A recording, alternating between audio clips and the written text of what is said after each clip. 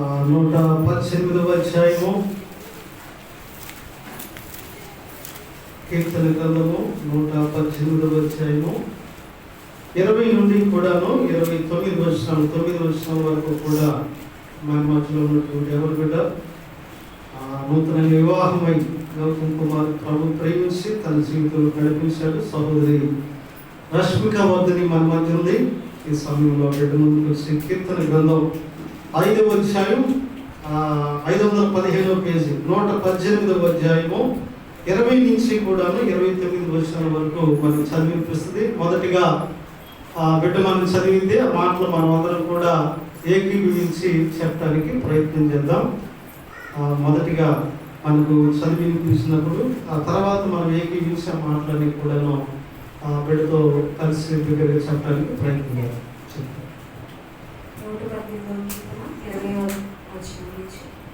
ఇది యెహోవా గుమ్మము, నీతిమంతులు దీనిలో ప్రవేశించెదరు.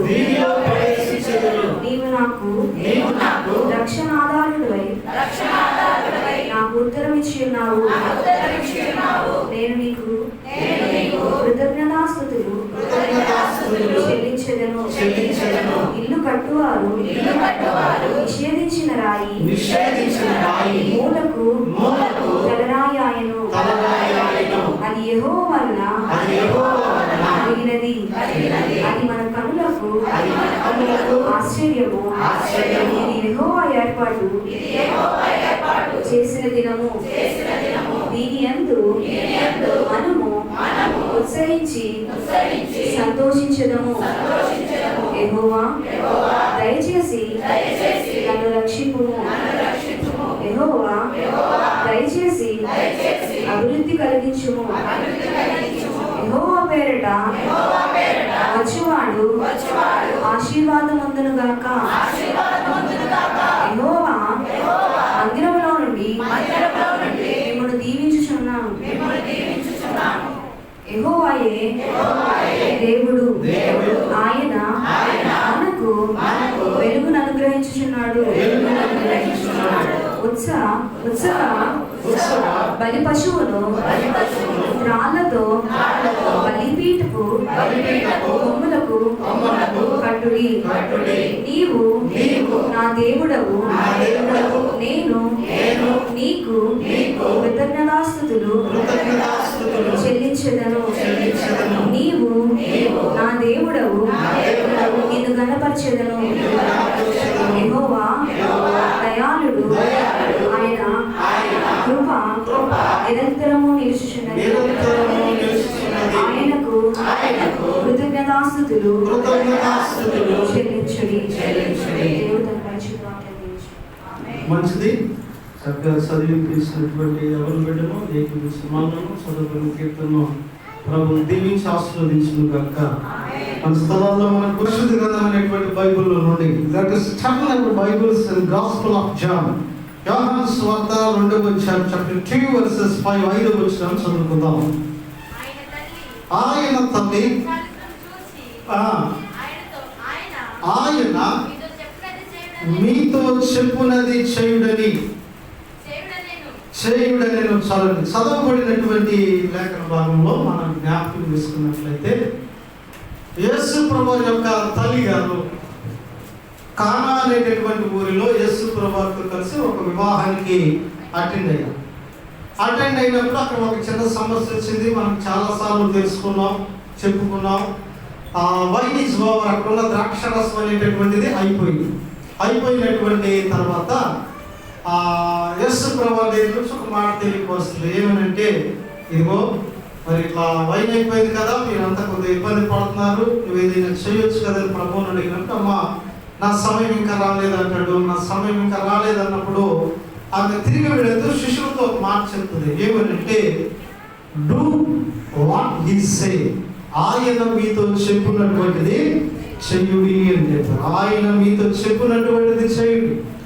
ఈ మధ్యాహ్న కాల సమయంలో ఈ మొట్టమొదటి ఆదివారం దేవుని సన్నిధిలో ఏకీభవించినటువంటి మనము కూడా ఏం చేయాలంటే ఆయన మనతో చెప్పున్నది చేసేటటువంటి వారిగా ఉండాలి. కొంతమంది చూడండి, చెప్పింది ఒకటైతే వేరొకటి చేస్తూ ఉంటారు.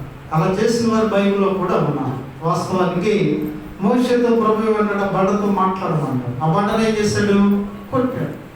తర్వాత ఈ రీతిగా కొన్ని విషయాలు కానీ మనం జ్ఞాపకం చేసుకున్నట్లయితే, ఆ రీతిగా ఆయన చెప్పినది చేయక నష్టపోయిన వారు చాలా మంది చూస్తాం. ఆ కారణంగా మోషే కానాను చూడలేకపోయాడు, వెళ్ళలేకపోయాడు, చూశాడు కానీ వెళ్ళలేకపోయాడు. తర్వాత సౌలుతో అంటాడు కదా, ఇదిగో నేను వచ్చే వరకు బలులు ఇవ్వద్దు, నేను చెప్పినట్లు నువ్వు చెయ్యంటే ఆయన ఈయనొచ్చిన బలు అర్పించేస్తాడు. ప్రభు అతన్ని తొలగిస్తాడు.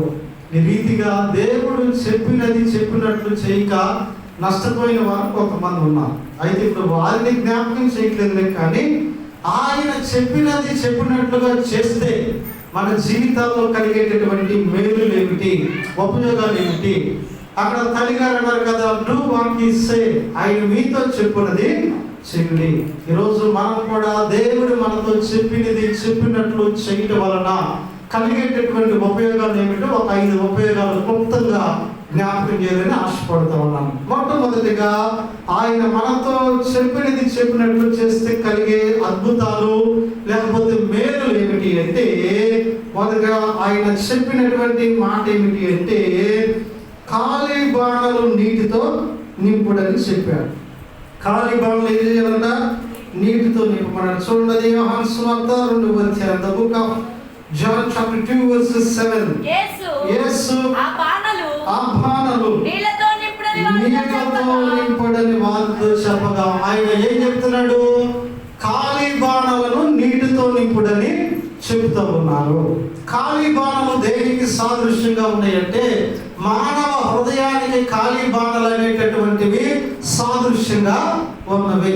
అక్కడ ఖాళీ బాణలు దేనికి సాదృశ్యంగా ఉన్నవంటే, ద్రాక్షారసము నింపే తొట్టికి సాదృశ్యంగా ఉన్నవి.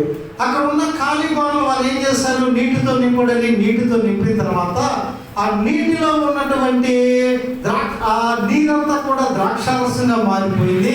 It's become a wine when they distributed. ఎప్పుడైతే వారు పంచిపెట్టారో ఇట్స్ సో స్వీట్, అది చాలా మధురముగా ఉన్నట్లుగా దేవుని లేఖన భాగం తెలియపరుస్తా ఉన్నది.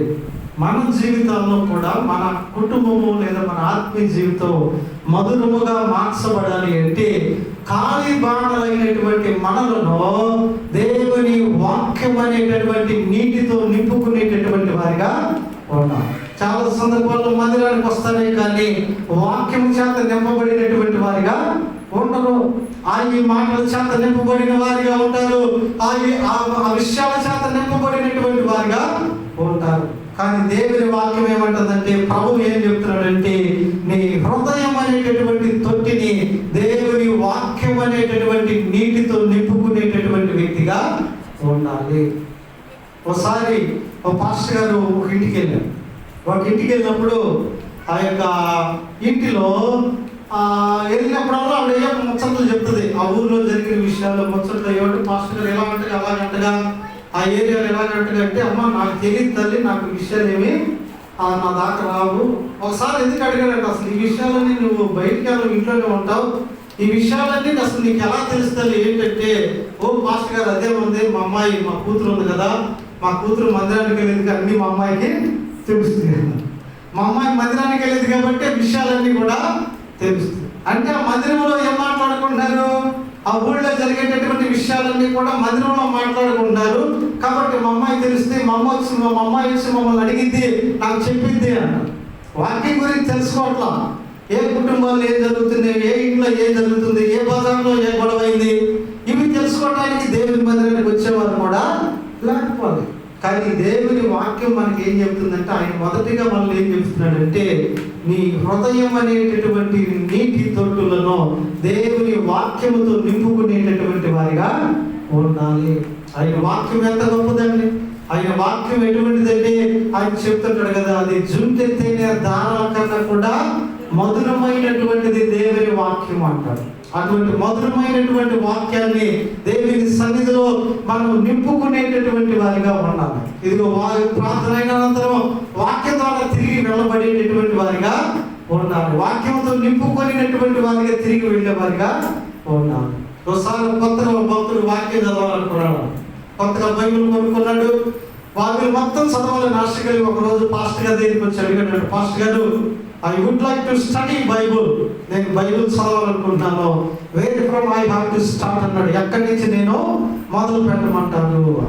పాస్టర్ గారు అన్నాడు, అదేంటయ్యా బైబుల్ చదవాలనుకుంటున్నావు, నీ ఇష్టం, ఎక్కడి నుంచి అని చదవన్నాడు. లేదయ్యా, ఎక్కడి నుంచి చదవాలో ప్రత్యేకంగా మీరు చదివితే అక్కడి నుంచే చదువుతాను. అప్పుడు ఆ పాస్టర్ గారు అన్నాడంట, అయ్యా ఎప్పుడైనా పంచదార చిలకలు నీవు తిన్నావా అని అడిగాడు. ఓ చాలాసార్లు తిన్నాను పాస్టర్ గారు, చాలా ఫంక్షన్స్లో పంచదార చిలక ఇస్తారు కదా.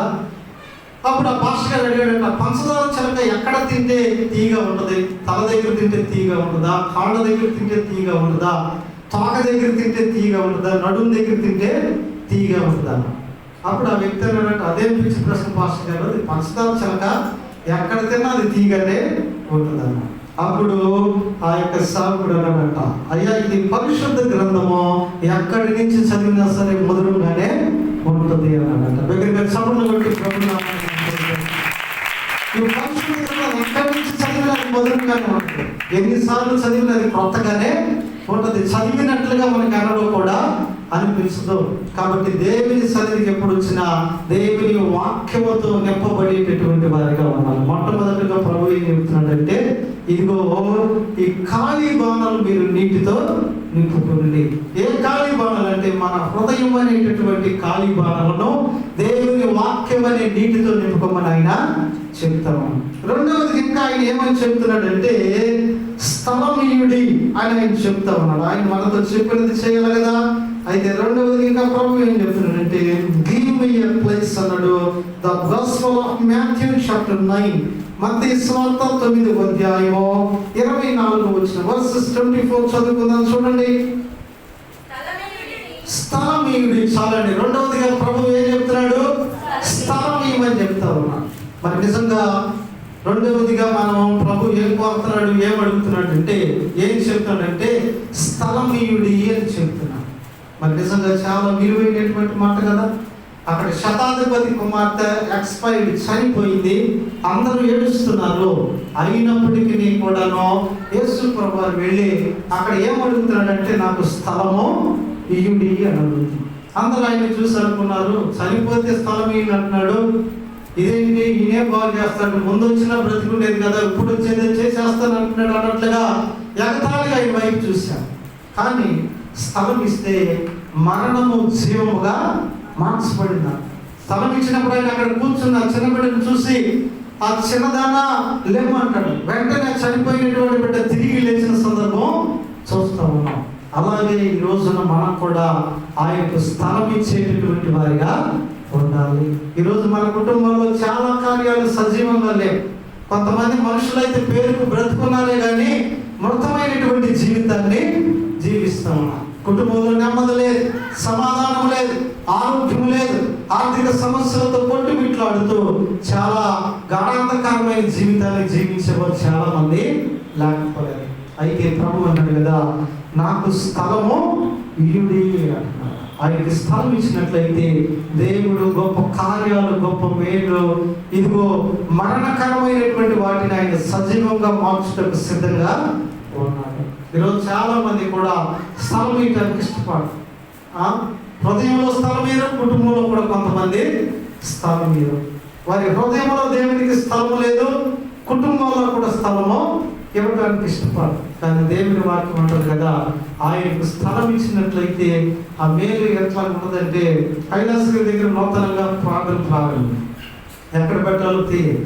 ఏది ఖాళీ ఉంటే అక్కడ పెడదామని దొరికిన ఇంట్లో పెడుతున్నాం. ఎన్ని ఇళ్లలో ప్రార్థన పెట్టామో ఆ ఇల్లులన్నీ కూడా ఇప్పుడు బేజాగా రెడీ అయిపోయినాయి. అంటే ఆ ఇల్లులన్నీ కట్టుకోయి ఇలా అంటారు, మన శోభ అంటుంది, అన్న మనం పెట్టిన ప్రతి ఇల్లు కట్టేస్తారు, మనమేం కట్టుకోలేకపోతున్నాం. మనం ప్రార్థన పెడతాం వల్ల వాళ్ళకి ఆశీర్వాదం. మా దగ్గర డబ్బులు లేవు, 2 సంవత్సరాల దాకా కదిలిమన్న వాళ్ళు కూడా 5 నెలలకు వచ్చి ఇంటి పని మొదలు పెడుతున్నారు, బ్రహ్మాండంగా లేపేస్తా ఉన్నారు.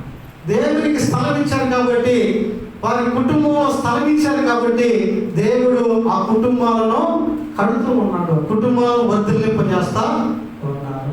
మన మీటింగ్స్ లో కూడా చక్కగా స్థలం ఇచ్చారు. ఆ కుటుంబంలో ఒక నూతన కార్యాన్ని ప్రభు జరిగించారు. వివాహ కార్యాన్ని ఘనంగా జరిగించారు. గత సంవత్సరం అక్కగారు స్థలం ఇచ్చారు. వారి కుటుంబంలో 2 బిడ్డలకు ఉద్యోగ విషయంలో దేవుడి మేలు చేశారు. దేవునికి మన స్థలం ఇవ్వాలి. మన కుటుంబంలో, మన యొక్క హృదయాల్లో కూడా. మన ఇల్లు చిన్నదే కావచ్చు, మన ఇల్లు యోగ్యకరమైందే కాకపోవచ్చు, కానీ సేవకుడు నీ కుటుంబంలో స్థలం కావాలి అన్నప్పుడు ప్రేమతో మనం ఇచ్చేటటువంటి వారిగా ఉండాలి. ఎందుకంటే దేవునికి స్థలం ఇస్తే, దేవునికి సేవకులకు స్థలం ఇస్తే మనము దేవునికి స్థలము ఇచ్చినటువంటి వారు. అసలు కొంతమందికి కుటుంబంలో దేవునికి స్థానమే ఉండదు. దేవునికి స్థలం అనేటటువంటిదే ఉండదు. ఒక కుటుంబాన్ని చూసినట్టయితే ఇంట్లో ఒక వాగ్దానం కూడా కనపడదు. మంచి మంచి వాల్ పోస్టర్లు, హీరో వాల్ పోస్టర్లు, హీరోయిన్ వాల్ పోస్టర్లు, బాక్సింగ్ వాల్ పోస్టర్లు ఉంటాయి, కానీ ప్రార్థనా పరమైన దానికి అసలు స్థానం. ఒక ఇంట్లో మన క్యాలెండర్ ఉండదు, ఎవరి క్యాలెండర్ కూడా ఉండదు. ఆ క్యాలెండర్ ఎంత గొప్ప భాగ్యం అని, ఎన్ని వాగ్దానాలు ఉన్నాయి క్యాలెండర్లో. ఆ క్యాలెండర్ పెట్టడానికి కూడా స్థలం ఉండదు. కానీ దేవుని వాక్యం చెప్తుంది. ఈరోజు ప్రభు చెబుతున్నాడు, స్థలమీయుడి అని ప్రభు చెబుతున్నాడు. ఒకసారి ఒక వ్యక్తి అంట, పాస్టర్ గారు ఒక సంఘంలోకి వెళ్ళాలని ప్రార్థన చేస్తాడు. ఒక వారం చేశాడు, వెళ్ళలేకపోయాడు. 2 వారం చేశాడు, వెళ్ళలేకపోయాడు. 6 నెలలు ప్రార్థన చేశాడట, ఒక మందిరంలోకి వెళ్ళాలని, ప్రసంగం చేయాలని, వెళ్ళలేకపోయాడు. అయితే ఒకరోజు ఇక భారంగా ప్రార్థన చేస్తున్నాడు. ఇదేంటి ప్రభా, ఇన్ని నెలలు ప్రయత్నం చేసి ఒక సేవకుడిగా ఆ సంఘంలో అడుగు పెట్టుకోలేకపోయాను, ఏంటి నాది ఏదైనా తప్పు ఉంది, అది ఏదైనా వాదన చేసి ప్రార్థన చేస్తుంటే ప్రభాతంతో మాట్లాడుతాను. కుమారుడా, ఏంటి నీ సమస్య అంటే, అయ్యా పలానా సంఘం ఉంది కదా, ఆ సంఘంలోకి నేను వెళ్ళాలని ప్రార్థన చేస్తున్నాను. ఎన్ని నెలలుగా చేస్తున్నావు అంటే, 6 నెలలుగా ప్రార్థన చేస్తున్నాయ్యా, ఆ సంఘంలోకి నేను వెళ్ళలేకపోయాను. అప్పుడు ప్రభు అన్నాడు, ఎవరు పిచ్చోడా, నువ్వు 6 నెలలుగా ప్రార్థన చేస్తున్నావు, ఆ సంఘంలోకి వెళ్ళాలని 6 సంవత్సరాలుగా నేను ప్రయత్నం చేస్తున్నాను, నేనే వెళ్ళలేకపోయాను. ఏంటంట, 6 సంవత్సరాలుగా వెళ్ళాలని ఆ సంఘంలోకి ప్రభువే ప్రయత్నం చేసి ఆయనే వెళ్ళలేకపోయాడు. నువ్వేదో 6 నెలలు ట్రై చేసి వెళ్ళలేకపోయాను అంటున్నావు. ఆ సంఘంలో ఓరక అపాటలు ఈ పాటలు పెట్టి ఎగరటాలు, గంతులేస్తాలు, వాక్యం నచ్చదు వాళ్ళకల్లా డ్యాన్స్లే కావాలి, వాళ్ళకల్లా కచ్చిప్లు ఎగరేస్తాలే కావాలి, వాళ్ళకి మరొకటి కావాలి. ఆత్మీయతకి తావు 6 సంవత్సరాల నుంచి నేను ప్రయత్నం చేస్తాను, నేనే వెళ్ళలేకపోయాను. నువ్వు ఎక్కడ వెళ్తావు? సమయం వచ్చినప్పుడు నేనే చెప్తాను, ఇప్పుడు వేరే సంఘానికి వెళ్ళాను. ఎందుకు మాట చెబుతాను? కొన్ని మందిరాల్లో కూడా దేవుడికి ఇస్తాను. మందిరాల పేరు మాత్రం ఘనంగా ఉంటాయి, మందిరాల పేర్లు గంభీరంగా ఉంటాయి, కానీ ఆ మందిరాల్లో అసలు దేవునికి స్థానం అనేటటువంటిది ఉండదు. పెద్దలకు స్థానం ఉంటుంది, అధికారులకు స్థానం ఉంటుంది. అక్కడ ఆ ప్రెస్టేజెస్ కు అంటే ఆ పెద్ద చిన్న వాటికి స్థానం ఉంటుందిలే, కానీ దేవునికి అసలు స్థానం అనేటటువంటిది ఉండదండి. కానీ దేవుని వాక్యం అంటుంది, నాకు స్థలము ఉంది. మొదటిగానేమో ఖాళీ బాణలను నీటితో నింపుడు అన్నాడు. రెండవదిగా ఆయన ఏమన్నాడు, నాకు స్థలము ఇవి. ఈ మధ్యాహ్నం దేవునికి మన హృదయాల్లో, మన కుటుంబాల్లో, మన సంఘాలలో స్థలం ఇచ్చేటటువంటి వారిగా మనం ఉండాలి. మరి నిజంగా మన జ్ఞాపకం చేసుకున్నట్లయితే ఆ రీతిగా స్థలం ఇచ్చి గొప్పగా ఆశీర్వదించబడిన వారు. ఆ రోజున రెబ్కా ఎలియాజరుకి ఏమిచ్చింది? స్థలం ఇచ్చింది. అయ్యా, మా ఇంట్లో స్థలం ఉంది, మీకేం కాదు, మీ ఒంట్లోకి కూడా రండి, మన చాలా పెద్ద ఇల్లు ముక్కు మొహని తీసుకెళ్ళింది. మరి అబ్రహాముకు భార్య అయ్యే గొప్ప స్థితిని దేవుడు ఇచ్చాడు. అబ్రహాము కోడలుగా మారే గొప్ప స్థితిని దేవుడు ఇచ్చాడు. అబ్రహాము కోడలంటే అది బైబిల్లో కూడా ఎంత గొప్ప కపిల్స్ అంటే, ఇస్సాకుకు రెబ్కాకు ఇస్సాకు తప్ప వారిద్దరి మధ్య మనకు దానికి తావు కూడా లేదు. బైబిల్ గ్రంథంలో చూస్తే ఎవరొకరి దాంట్లో ఏదో ఒక విషయాలు కొన్ని ఇబ్బందికరంగా ఉంటాయేమో, కానీ వారిద్దరు దంపతుల మధ్య వారిద్దరే ఎక్కడ చూసినా సరే ఇస్సాకు రిబ్కాయే, కానీ వేరొకరు వారి జీవితంలో ఎంటర్ అయినటువంటి సందర్భం లేదు. దేవుడు అంత గొప్పగా వారిని ఆశీర్వదించాడు. కాబట్టి మనము రెండవదిగా ప్రభు అంటాడు కదా, స్థలమీయుడి. మూడవదిగా ఇంకా ప్రభు ఏమంటాడు, ఆ మాటను కూడా జ్ఞాపకం చేసుకుందాం. మూడవది ఇంకా ప్రభు ఏమంటాడంటే, స్ట్రెచ్ యువర్ హ్యాండ్, చెయ్యి చాపమని ఆయన అంటాడు. చూడండి, ద బుక్ ఆఫ్ మార్కు సువార్త 3వ అధ్యాయము, 5వ వచనాన్ని జ్ఞాపకం చేసుకుందాం. Chapter 3 verses 5. ఆయన నీ చెయ్యి చాపము, ఆ మనిషితో చెప్పిన చాలండి. అక్కడ ఏమన్నాడంటే, నీ చెయ్యి చాపుము. స్ట్రెచ్ యువర్ హ్యాండ్, నీ చెయ్యి చాపుము. అది ఏ సందర్భంలో చెప్పాడంటే అక్కడ ఒక మోస చెయ్యి కలిగిన వ్యక్తిని తీసుకొచ్చాడు.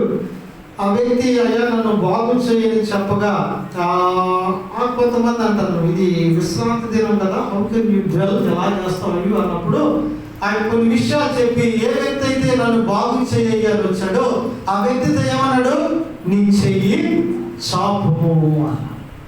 చెయ్యి చాపు అంటే ఆ చెయ్యి చాపుగానే వెంటనే ఆ చెయ్యి ఏమైందట, బాగుపడను. చెయ్యి చాపుగా ఏమైపోయింది, బాగుపడింది. అలాగే ప్రభు ఈ మధ్యాహ్నం మనతో కూడా ఏం చెప్తున్నాడంటే మూడవదిగా మన యొక్క చెయ్యి చాపేటటువంటి వారిగా ఉంటాం. అయ్యా మాకేమయ్యా మా చేతులు బాగానే ఉన్నాయి, మా చేతులకి ఏ రోగమో లేదు కదా అనుకుంటున్నాను. దేవుని పని కొరకు మనం చెయ్యి చాపేటటువంటి వారిగా ఉన్నాం. మనలో చాలా మందిలో రోగం ఉంటుంది. దేవుని పని అనేసరికి చెయ్యి బైబిల్ పైకెత్తడంటే బలంగా ఎదురుగైతే ఎత్తుతున్నామో దేవుని పని కొరకు చెయ్యి చాపాలన్న రాదు అనమాట. ఎందుకు ఇక్కడ నరాలు విసిరిపోతుంది, ఎట్లా రాదు. అందుకని పాస్టర్ గారు భలే గమ్మత్తు చేసినట్టు ఈట్లేదు అని ఆయన ఏదో చిన్న వాక్యం చెప్పాడట. చెప్పి మీ జేబుల్లో ఎంత ఉందో అంత తీయండి, ప్రార్థన చేస్తాను, దేవుడు అట్లా మూడింతలు చేస్తాడంట. అందరూ ఇక ఉన్నాడు పర్సుల్లో కూడా తీసేశారండి, చిల్లర డబ్బులతో సహా 500 నోట్లు 200 నోట్లు అన్ని తీసి మీరు ఎంత కలిగినంత పైకి ఎత్తి పట్టుకున్నాను. అందరిని వీడియో జాగ్రత్తగా దిగమన్నాడు. ప్రార్థన చేసి దేవుని పని కొరకు అవన్నీ కానుకలో వేసేయండి, దేవుడు మీకు 2 ఇస్తాడు. ఒక్కొక్కటి పాపం ఛార్జింగ్ డబ్బులు కూడా లేకుండా ఇబ్బంది పడి ఏం చేస్తాడు, పద్ధతికి అడిగితే చెప్పట్లా. ఆయన టెక్నిక్ ఏదో ఒకటి ఉపయోగించాలనుకున్నాడు. దేవుడు మిమ్మల్ని 3 రెట్లుగా ఆస్వాదిస్తున్నాడు, మీ జేబుల్లో ఎంత ఉందో తీయగలను. మనకు వస్తుంది అంటే మాత్రం కోరిక ఎక్కువ, పోతుంది అంటే కోరిక తక్కువ కదా. ఛార్జీ డబ్బులు బైబిల్ కవర్లో ఉన్నాయి కూడా తీసి అందరూ పట్టుకున్నారు. అందరూ అలాగే పట్టుకుని వీడియో తీస్తున్నారంటే జాగ్రత్తగా 2-3 వీడియో పడుతుంటే అందరితో చెప్పి మరి వీడియో తీస్తుంటే కూడా చెయ్యి తీస్తుంటే మొహాలు చూపిస్తున్నాడు వీడియోలో, పరుగు పోతుంది కదా. అందుకని అలాగే పట్టుకుని ఆయన ఏమన్నాడంటే అదిగో మన పరిసరాలకు వస్తున్నారు, ఆ ధనమంతా దేవుని కొరకు చాపండి, మీ చెయ్యి చాపాలన్నాడు. కొంతమంది దేవుని పని కొరకు చెయ్యి చాపేటటువంటి వారిగా ఉన్నాం.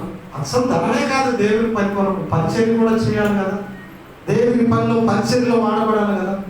మన మీటింగ్స్ జరిగినాయి, ఎన్ని పరిచర్యలు ఉన్నాయి, ఎంత పరిచర్య చేశారో మనందరికీ కూడా తెలుసు. మీరందరూ కూడా పరిచర్య కొరకు ధనంగా చెయ్యి చాపారు, మీ సమయం విషయంలో చెయ్యి చాపారు, మీ తలాంతులు అనగా మీ శక్తిని ఉపయోగించి పనిచేసేటటువంటి విషయంలో కూడా మీరు చెయ్యి చాపినటువంటి వారిగా ఉన్నారు. ఆ చెయ్యి చాపిన ప్రతి ఒక్కరిని కూడా ప్రభు తప్పగా దీవించి ఆశీర్వదిస్తాడే కానీ ఆయన కొరకు చెయ్యి చాపినటువంటి వారు ఎవరు నష్టపోయినటువంటి వారిని ఎవరో లేరు. ఎవరైనా చెప్పగలరా దేవుని పని కొరకు నేను ఇది ఇచ్చాను నష్టపోయాను, దేవుని పని కొరకు ఈ విషయంలో నేను వెళ్ళి తిరిగానని. గత 1 సంవత్సరం నుండి కూడా ఆ సోబెల్ మక్ వారు ప్రతి వారం కూడా చిన్న బిడ్డల కొరకు ఈ స్నాక్స్ అనేటటువంటివి కొంత ఇస్తామన్నాం. అయితే ఆ స్నాక్స్ ఇస్తున్న దగ్గర నుంచి కూడా వారి కుమారుడు జాబ్లో ఉన్నాడు. ఆ జాబ్ బెంచ్ మీదకి వచ్చి ఆయన్ని ఆపారు, ఆ జాబ్ ఇన్సూరెన్స్గా. అయితే అదే జాబ్లో మళ్ళా కొనసాగాలి, అదే కంపెనీలో కొనసాగాలని చెప్పి ఆయన చాలా ప్రయాసపడి ఎదురు చూస్తే ఇంతవరకు వేరే పనికి వెళ్ళాం. వారు ఎప్పుడు వచ్చినా సరే అయ్యా మరి ఆ కంపెనీ నుంచి కాల్ లెటర్ రావాలి, ఎందుకంటే ఉద్యోగాలు తక్కువ, చేయడానికి ఎగబడే జనం ఎక్కువగా ఉన్నారు. అక్కడ రికమెండేషన్ కూడా వర్తించవచ్చు, ఇంకా సపోర్ట్ లేదు. ఎప్పుడు నాకు చెప్తున్నప్పుడు నేను ఒకటే మాట చెప్పాను, మీరు దేవుని పని కొరకు చేయి చాపారు, దేవుడు మీ బిడ్డ విషయంలో తప్పక మీరు చేస్తారు. ప్రార్థన చేస్తున్నాడు, ఎదురు చూస్తున్నాడు. బిడ్డ కూడా మన మీటింగ్స్ విషయాలు పరిచయంలో బాగా ప్రయాసపడాలి. అయితే ఒక 3 రోజుల కిందట ఆ కంపెనీ నుంచి దేవుడు ఆ బిడ్డకు కాల్ లెటర్ పంపించాడు. దగ్గరగా చెప్పడం కూడా దేవుడు ఆ కంపెనీ నుంచి కాల్ వచ్చింది, ఉద్యోగం కొరకు నేను సెలెక్ట్ చేస్తున్నావు రమ్మని. ఆ కంపెనీ నుంచి కాల్ వస్తే వాడు సంతోషంగా వచ్చి నాతో ఫోన్ వచ్చింది, మొట్టమొదటి నీ దగ్గరికి మేము వచ్చామయ్యా. తర్వాత మెడికల్ సర్టిఫికేట్ ఒకటి సబ్మిట్ చేయమన్నారు. నేను దినాన వెళ్తా ప్రార్థన చేసుకునేడు హాస్పిటల్లో. మరలా సాయంత్రం ఫోన్ చేసి చెప్పాడు, అన్న ఎవ్రీథింగ్ ఓకే, మెడికల్ సర్టిఫికేట్ ఫిట్గా ఉన్నట్లు వచ్చింది, టైం అయిపోయింది, రేపు వెళ్ళదు సబ్మిట్ చేస్తాను. దేవుని పని కొరకు చేయి చాపిన వారు ఎవరు కూడా నష్టపోలేదా? దేవుని పని కొరకు చేయి చాపినటువంటి వారు ఎవరు కూడా ఇబ్బంది పడలేదు.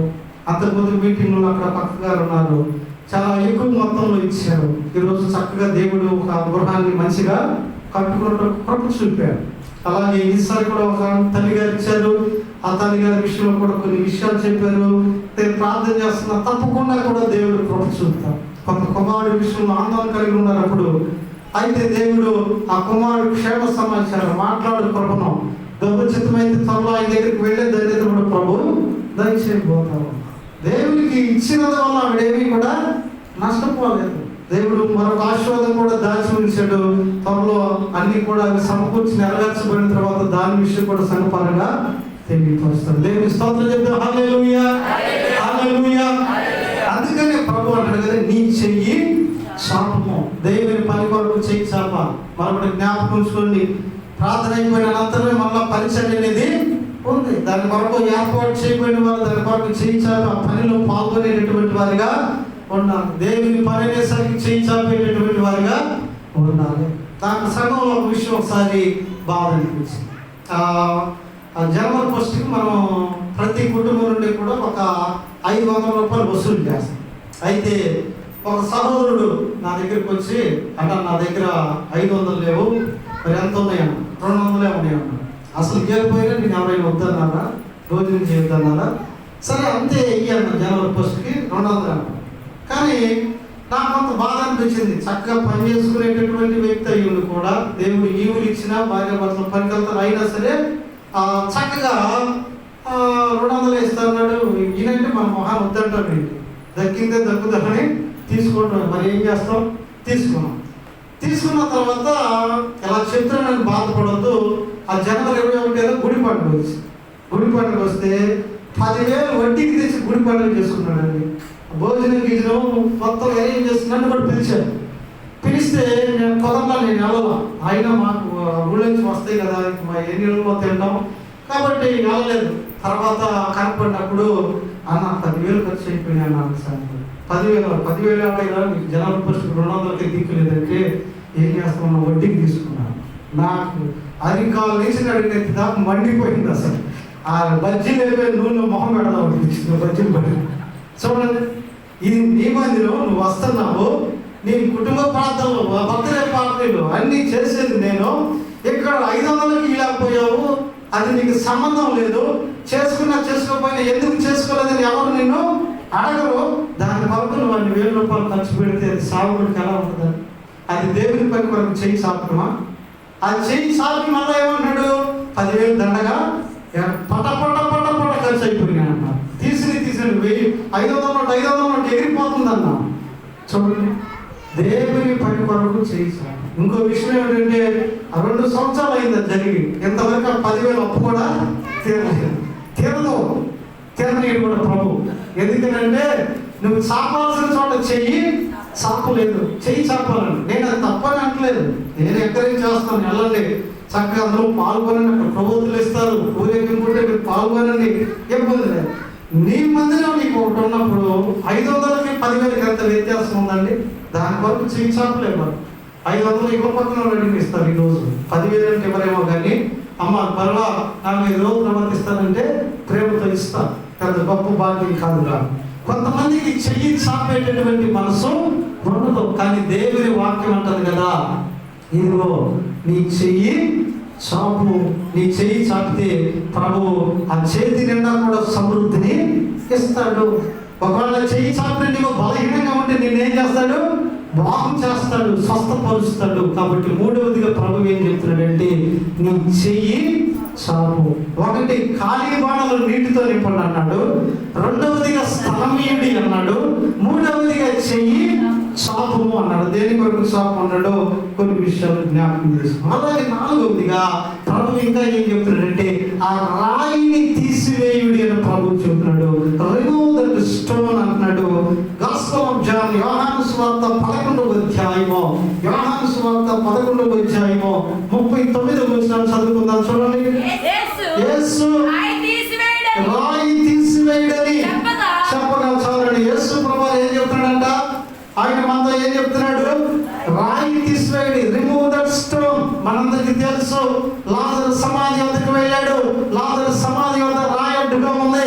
అయితే ప్రభు అంటాడు కదా, ఇదిగో ఆయన చనిపోలేదు, నిద్రిస్తున్నాడయ్యా, ఆయన తిరిగి లేపబడతాడు, ఆయన తిరిగి లేపబడాలి. స్వస్థత కార్యం, అద్భుత కార్యం జరగాలంటే అక్కడ ఆటంకంగా ప్రభువుకి ఏముంది?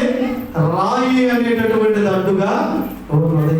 ఈరోజు దేవుడికి కొన్ని అద్భుతాలు మన కుటుంబాల్లో కూడా చేయాలని ఆశ కలిగి ఉన్నాయి, కానీ కొన్ని రాళ్ళు ఆటంకంగా ఏమున్నాయంట ఉన్నాయి. రాయి తీసివేయాలి. ఏ రాయి తీసివేయాలంటే దేవునికి మనకు మధ్య అడ్డుగా ఏ రాళ్ళు అయితే ఉన్నాయో ఆ రాళ్ళను మనం ఏం చేయాలి? తీసివేయాలి.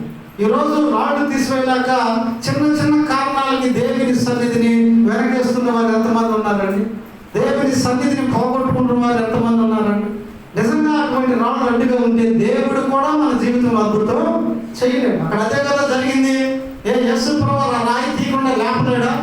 యేసు ప్రభువు చనిపోయిన వారిని తిరిగి లేపబడిన వాడిని ఆయన మాటకు పర్వతాలు అదురుతున్నాయి అన్నప్పుడు యేసు ప్రభువు మాట్లాడే రాయి దాని అంతటా అది పక్కకి వెళ్ళి పడలేదా? ఎందుకన్నా వాళ్ళు తన్నాడంటే కొన్ని అడ్డురాళ్ళు ఉంటే మన జీవితంలో అద్భుతాలు జరగవు.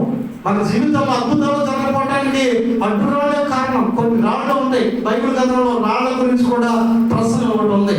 కీర్చురాళ్ళు, మొరపెట్టురాళ్ళు, అలాగే వాటిలో ఒక రాయి ఏంటంటే అడ్డురాళ్ళు.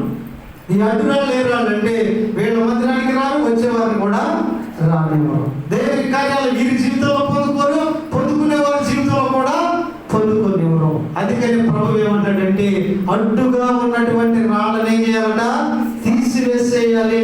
ప్రభు చెబుతున్నాడు, ఈ రోజు నీ జీవితంలో ఏ అడ్డుగా రాయి ఉంది? ఏ అడ్డురాయి దేవునికి నిన్ను దూరం పరుస్తుంది? ఏ అడ్డురాయి నిన్ను దేవునికి దూరం చేస్తుంది? ఏ అడ్డురాయి దేవునికి నీకు మధ్య అద్భుతాలు జరగకుండా ఆటంకంగా ఉంటుందో ఆ రాయిని మనం ఏం చేసేయాలంట? తీసివేయాలి. రాయి తీసివేసేయాలి. అంటే అడ్డురాలు ఉన్న నాళ్ళు నీ జీవితంలో గొప్ప కార్యాలు జరగాలి. ఒకసారి ఒక చోట నేను ఆ ప్రాంతం పేరు ఎందుకులే కానీ ఒక ప్రార్థన, కుటుంబ ప్రార్థన జరుగుతామని వెళ్ళాను. కుటుంబ ప్రార్థన జరుగుతాము. అయితే అక్కడ ఒక అక్కగారు వచ్చారు. 7 సంవత్సరాల నుంచి కూడా ఆవిడ జీవితంలో ఒక మేలు కొరకు ఎదురు చూస్తూ ఉన్నారు. జరగట్లా. ప్రార్థన చేద్దాం జరిగింది. నాన్నగారు టైం అయిపోయింది, అన్ని టైం అయిపోయింది, నా టైం వచ్చింది, అక్కడ నేను చేస్తూ ఉన్నాను. చేస్తున్నప్పుడు జరగట్లేదు. దేవుడికి అసాధ్యమైంది ఏముంది? చేస్తాడులే.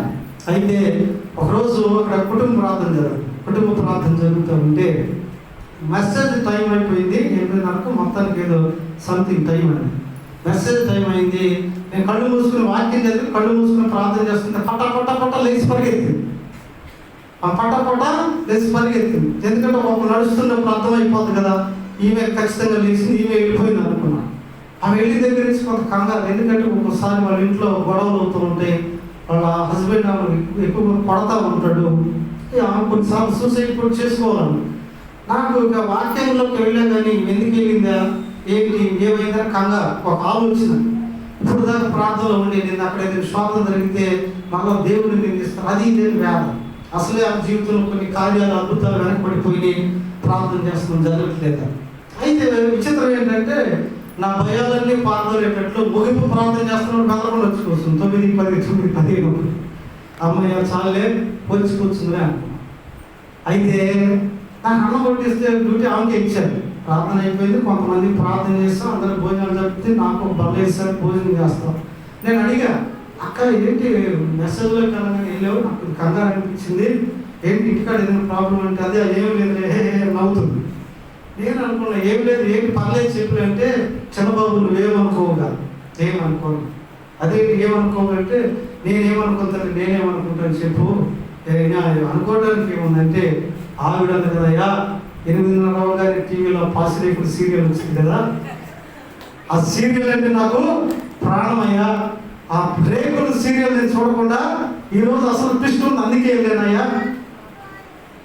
చూడండి, అసలు ట్విస్ట్ ఈ రోజు ఉంది, అందుకే ఆ సీరియల్ చూడడానికి వెళ్ళిందంట.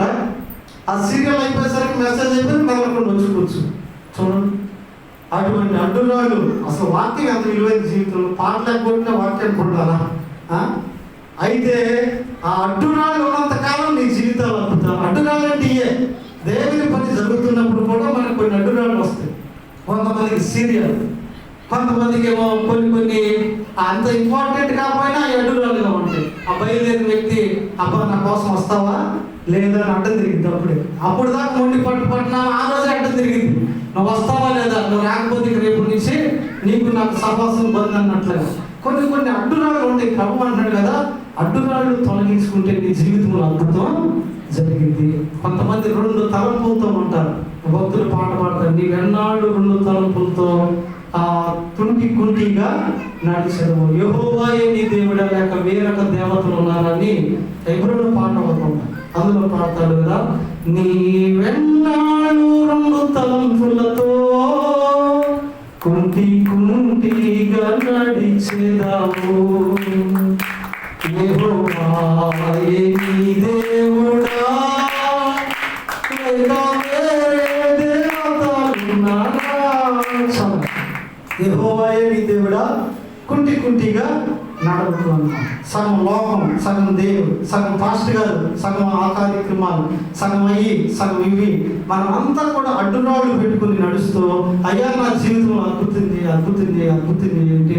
దానివల్ల ఉపయోగం ఏదైనా ఉందా? యేసు ప్రభువారికే అడ్డురాయి అంటే అద్భుతం చేయడం వల్ల కాలేదు, యేసు ప్రభువారు అంతటి వ్యక్తికే జ్ఞాపకం చేసుకుని. అందుకే ప్రభు అన్నాడు, ఆ రాయిని తొలగించుడి.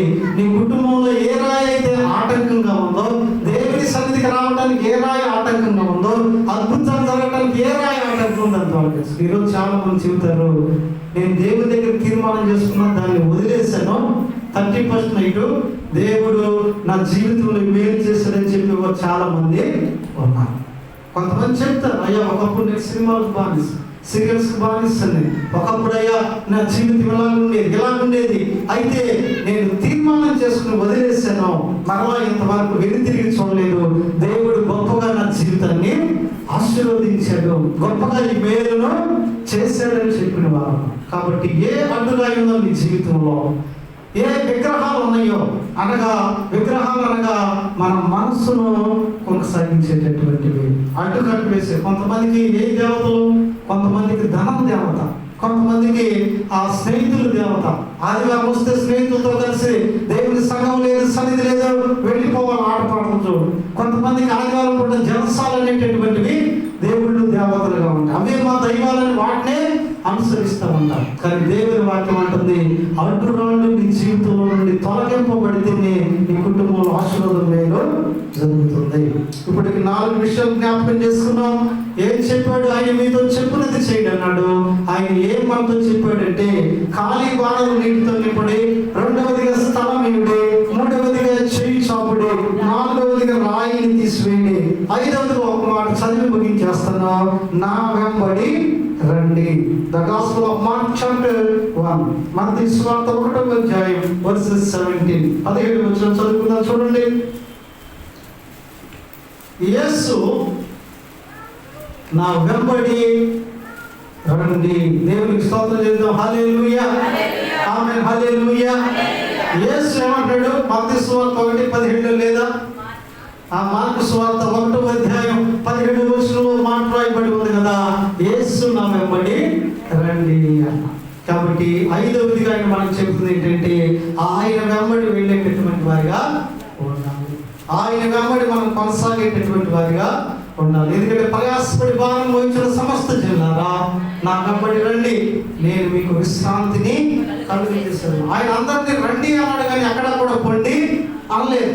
ప్రయాసపడి భారం వస్తున్న వారు రండి, పాపములో ఉన్న వారు రండి, అలసిపోయిన వారు రండి, ఇదిగో శాపంలో ఉన్న వారు రండి, కుష్ఠరోగులారా రండి, లేదా ఊచకాలు ఎరిగిన వారు రండి, గుడ్డి వారు రండి, చెవిటి వారు రండి అని అన్నాడు. కానీ ఆయన పొండి అని ఎక్కడ కూడా అనలేదు. ఏ వ్యక్తిని కూడా పొండి అన్నటువంటి మాట ఆయన ఉపయోగించలేదు. పొండి అన్నాడంటే అపవాదిని అన్నాడు. సేనాని గుంపునేమంటాడు? పొండి అన్నాడు. ఎక్కడికి పందుల గుంపులోకి పొండి అన్నాడు. పొండి అని దాకా మనం తెచ్చుకోకూడదు, రండి అని దాకే పొందాలి.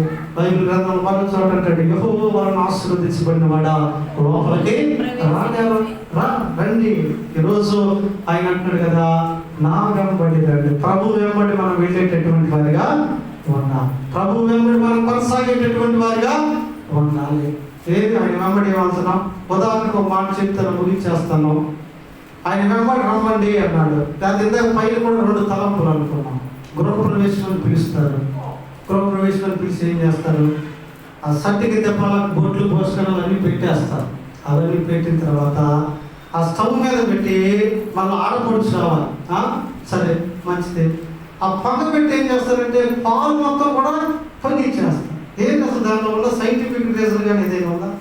మరి రోజు పొంగుతుంటే ఊరుకుంటావా? పొంగేటప్పుడు పాలు పొంగిపో, నీళ్ళు చల్లు పాలు పొంగిపోతున్నా. ఆ రోజే ఎందుకు పొంగియాలి? గృహప్రవేశం రోజే పాలు ఎందుకు పొంగియాలి? అనవసరంగా పాలు నీళ్ళ పాలు చేస్తున్నా. అసలు దానివల్ల ఏ ఉపయోగం ఉందని మనం పొంగిస్తున్నాం. పాలు పొంగించి ఏర్పాటు అన్నాం.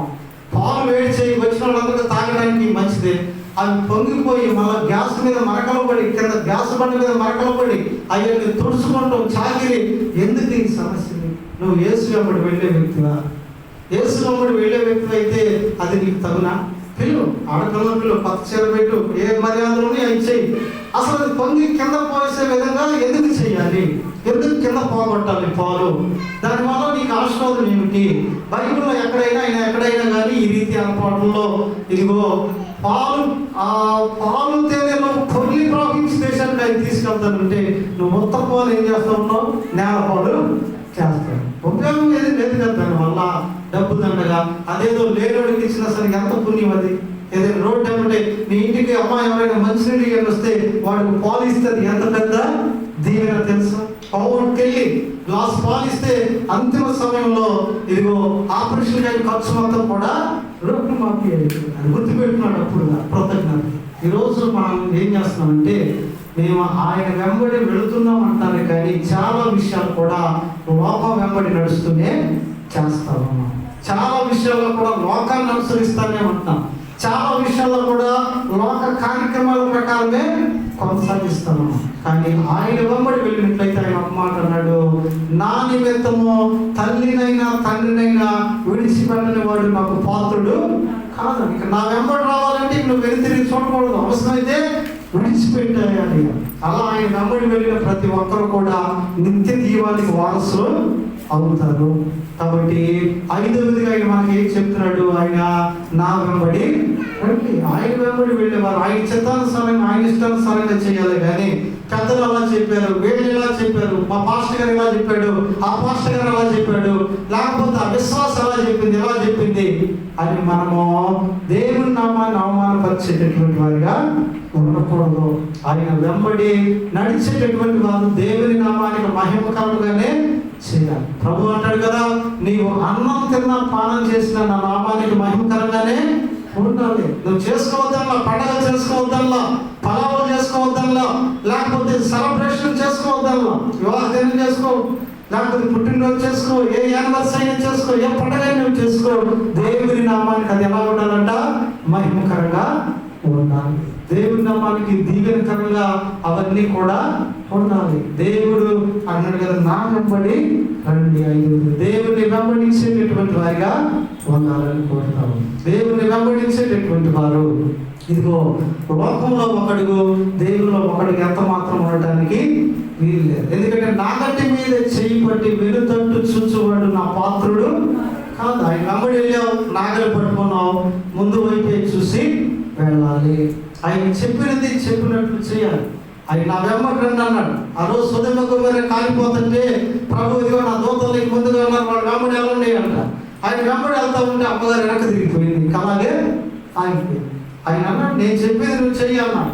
అప్పటికి ఆయన ప్రభుగా కౌంటర్ ఇచ్చారు వాళ్ళు. ప్రభు అన్నాడు, ఆ ప్రదేశానికి వెళ్ళినట్టు వాళ్ళు అన్నారు, అంత దూరంగా ఉంది, అంత దూరం వెళ్ళాం, ఇదిగో దగ్గరగా ఉంది, ఎక్కడికి వెళ్తాం అన్నాడు.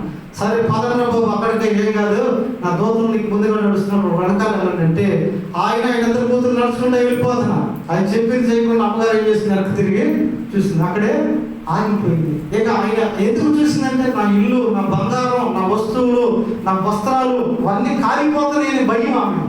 కానీ ఆయన అన్నాడు కదా, నా వెంబడి రండన్నప్పుడు ఇక వెను తిరిగి చూడటానికి వీలనేది లేదు. కాబట్టి మధ్యాహ్నము ప్రభు మనతో చెప్పున్నది మనం చేసేవారిగా ఉండాలి. ప్రభు మనతో ఏం చెప్పాడు? మొదటిగా ఖాళీ బాణలు నీటితో నింపడు అన్నాడు. 2వదిగా స్థలం వీడన్నాడు. 3వదిగా చెయ్యి చాపమన్నాడు. 4వదిగా రాయిని తీసేయమన్నాడు. 5వదిగా నా వెంబడి రండి. అతి కృపాభాగ్యము ప్రభు మన జీవితాల్లో కళ్ళు చేసి నడిపించుగాక. అందరూ మోకరిద్దాం, చెప్పబడిన వాక్యం మనం తల నుంచి ప్రాంతం ద్వారా ముందుకు కొనసాగుదాం. స్తోత్రాలు స్తోత్రాలు స్తోత్రాలు. కృప కలిగినటువంటి దేవాన్ని నామానికి స్తుతి స్తుతి స్తోత్రములు తండ్రి, స్తోత్రములు స్తోత్రములయ్యా. ఇదిగోనయ్యా, ఈరోజు మధ్యాహ్నం మేము నీతో చెప్పినది చేయవారిగా ఉండాలి. స్తోత్రాలు.